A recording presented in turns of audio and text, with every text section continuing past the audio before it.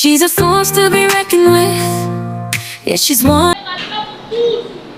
Voilà, nous sommes encore de retour dans notre émission Miss Solo Yabajan. Et aujourd'hui, nous allons parler d'une grande star de la musique congolaise, elle qu'elle a fait la rumba et le soukous. Elle s'appelle la Cléopâtre, Maman Mbili Yabel.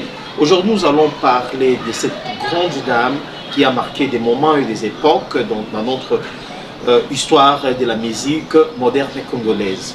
Et aujourd'hui, elle a 68 ans, elle que le née en 1956, au début déjà de sa carrière, donc, où elle a débuté donc, à partir de l'âge de 17 ans. Elle a commencé par la danse ainsi que les interprétations auxquelles elle interprétait des musiques de la grande dame Abeti Masikini. Après, Samangwana l'a repéré et ils ont commencé à travailler ensemble. Ils ont travaillé ensemble jusqu'au moment où ils se sont séparés. Et puis, le grand guitariste Ringo Starr a commencé à collaborer avec elle. Ils ont fait des tubes et c'était des tubes auxquels ça a permis à ce que la grande orchestre, ou le grand orchestre, pardon, de la Frisa Internationale le repère. Et après ce repérage-là, elle intègre le groupe Frisa International de Rochero Tabouley, où elle a évolué vraiment et a été découverte donc sur la scène internationale parce que c'est fut un grand orchestre de l'époque.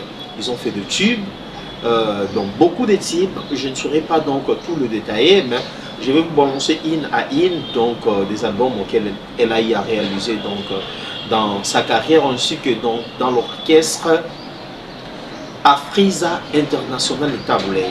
Vers les années 1980, donc au milieu, pardon, ils ont officialisé leur relation avec la star congolaise de l'époque, Rochero Tabouley, et une relation qui a produit donc un enfant. Donc, je pense que c'est l'unique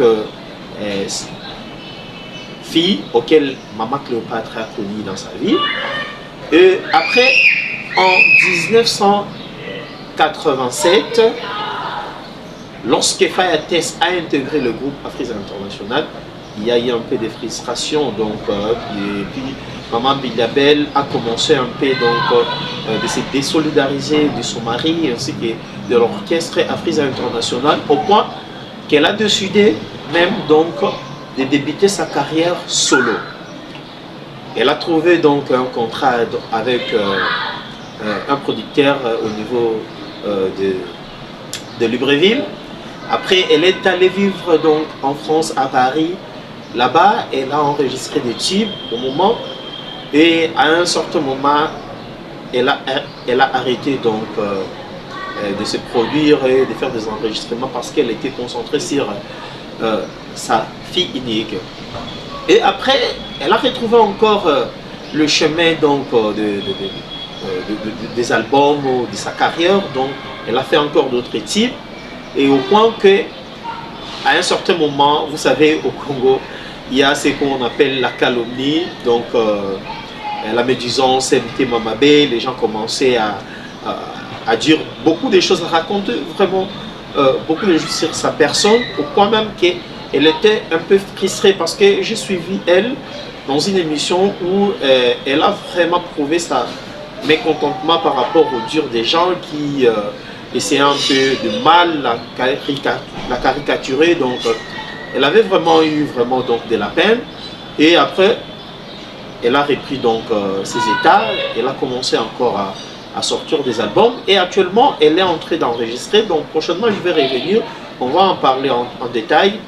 Comme donc l'émission c'est une brève, donc on ne peut pas tout dire donc à la fois parce qu'il faut aller vers l'artiste. Comme elle est encore vivante, nous allons encore puiser beaucoup dans la source.